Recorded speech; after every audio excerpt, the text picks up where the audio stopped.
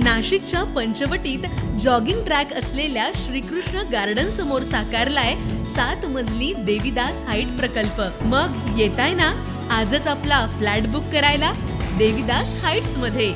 आमचा मोबाईल क्रमांक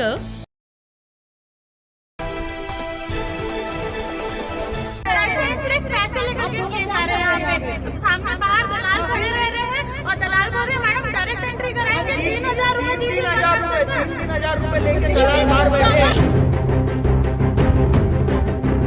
गेल्या काही दिवसांपासून 12 ज्योतिर्लिंगांपैकी एक ज्योतिर्लिंग असलेल्या त्र्यंबकेश्वर देवस्थान ट्रस्ट हे वादाच्या भोवऱ्यात सापडत असल्याचं पाहायला मिळत आहे। महिनाभरापूर्वी एका भाविकास मंदिर परिसरात तैनात असलेल्या सुरक्षा रक्षकांनी मारहाण केल्याची धक्कादायक घटना समोर आली।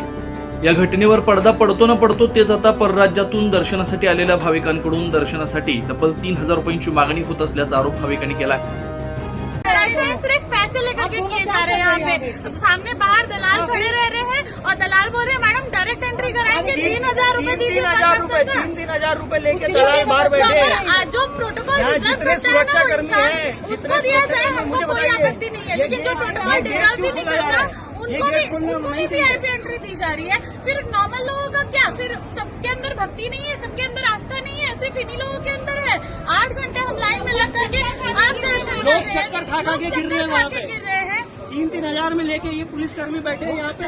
ये गेट क्यों खोल रहे हैं? किसके आदेश पे गेट खुला जा रहा है? गलत है ये सब। इन सबके खिलाफ आवाज जरूर मंदिर समिति को फैसला लेना। रांगेत उभे राहण्यापेक्षा तुम्हाला व्हीआयपी दर्शन करून देतो यासाठी 3000 रुपये द्या असं सांगत भाविकांची लूट होते। वारंवार वादाच्या भोवऱ्यात सापडलेल्या त्र्यंबकेश्वर देवस्थान ट्रस्टकडून तात्पुरतं कारण देत वेळ मारून नेली जाते। त्यामुळे राज्यासह देशभरातून त्र्यंबक राजाच्या दर्शनासाठी आलेल्या भाविकांची लूट अशा प्रकारे केली जात असल्याचा आरोपही काही भाविकांनी केला। एकूणच एजंटकडून देवाच्या दर्शनासाठी जर अशा पद्धतीनं पैशांची मागणी होत असेल तर सर्वसामान्य भाविकांनी दर्शनासाठी यावं की नाही असा संतापजनक सवाल भाविकांकडून केला जातोय। त्यामुळे आता या दलालांवर मंदिर प्रशासन आणि त्र्यंबकेश्वर नगर परिषद प्रशासन कारवाईची ठोस भूमिका घेणार का, हे नेहमीप्रमाणे याही वेळी वेळकाढूपणा करत दलालांना छत्रछाया देणं हे बघणं महत्वाचं असणार आहे। 9 न्यूज महाराष्ट्रासाठी प्रतिनिधी इसाक कुरेशी, नाशिक।